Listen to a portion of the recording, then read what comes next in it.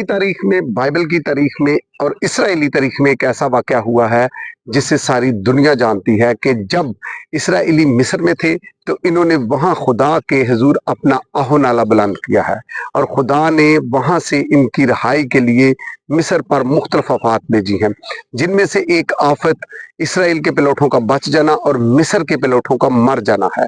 Israel के पिलोठे कैसे बचे हैं? खुदा ने इन्हें बताया कि बरे ज़िबा करके अपने घरों पर खून लगा दे, ताकि जब मारने वाला आए तो वो इन घरों को छोड़ता जाए।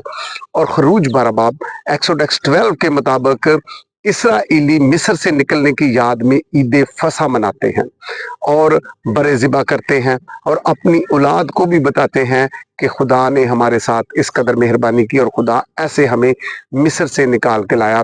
यानी आप कह सकते हैं कि ये यहूदियों की कौमी ईद है और ये हर बालिग यहूदी पर फर्ज था कि वो इसे आके यरूशलेम में मनाए। कौमी ईद इसलिए मैं कह रहा हूँ कि ये एक कौम की ईद है, इसलिए अगर इसराइली यहूदी ईद फसा मनाते हैं तो हमें उनसे कोई प्रॉब्लम नहीं है, कोई मसला नहीं है।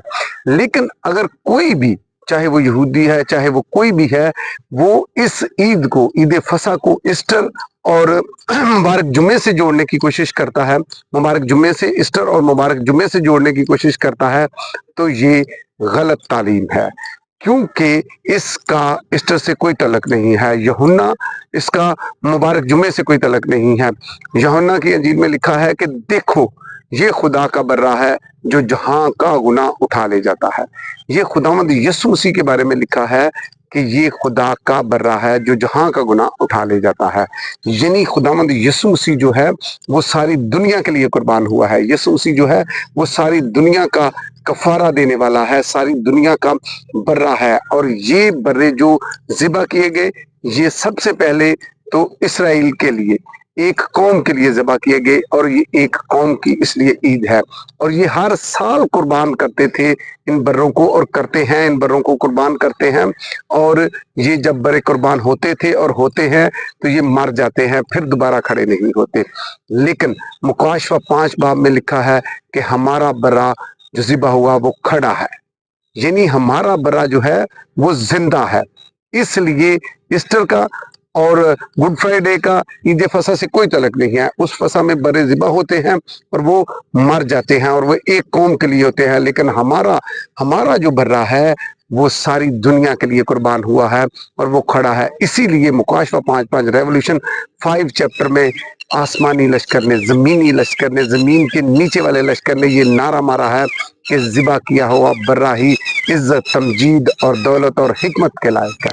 इसीलिए पौलुस रसूल जो हैं वो पहला ग्रंथियों उसके 5 बाब 1 Corinthians 5 चैप्टर में कहते हैं कि हमारा बी बर्रा, हमारा बी फसा जो है वो कुर्बान हुआ है, आओ हम ईद करें।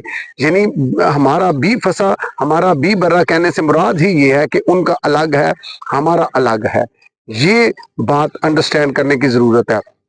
और दूसरी बहुत अहम बात जो मैं इस तलक से कहना चाहता हूँ ईद फसा और गुड फ्राइडे के तलक से, कि देखें ईद फसा वाले दिन तो हमारे खुदावंद यीशु मसीह के खिलाफ मौत की साजिशें हो रही थी, इसलिए हमारा उन बातों से कोई तल्लुक नहीं है। और इसी बात को कुलसियों में पौलुस रसूल कहते हैं, क्रिश्चियन में पौलुस रसूल कहते हैं कि कोई तुमसे नए चांद, सबत और ईद के बारे में इम्तियाज ना करे, बल्कि वो कहते हैं कि ये सब चीजें, ये सब कुर्बानियां, ये सारी बातें जो थी ये आने वाली चीजों का साया है। यानी असल चीजें, वो पौलुस रसूल कहते हैं असल चीजें मसीह की हैं और हम मसीह के मानने वाले हैं। हम उसके आलमगीर कफारा पर यकीन रखते हैं कि उसने सारे जहान के गुनाह के लिए जो है वो कफारा दिया है। इसलिए हमारा फसा, हमारा बर्रा जो है वो खुदावंद यीशु मसीह है। और अब हमारी खुशियों का, हमारी ईदों का मुहर्रक खुदावंद यीशु मसीह है।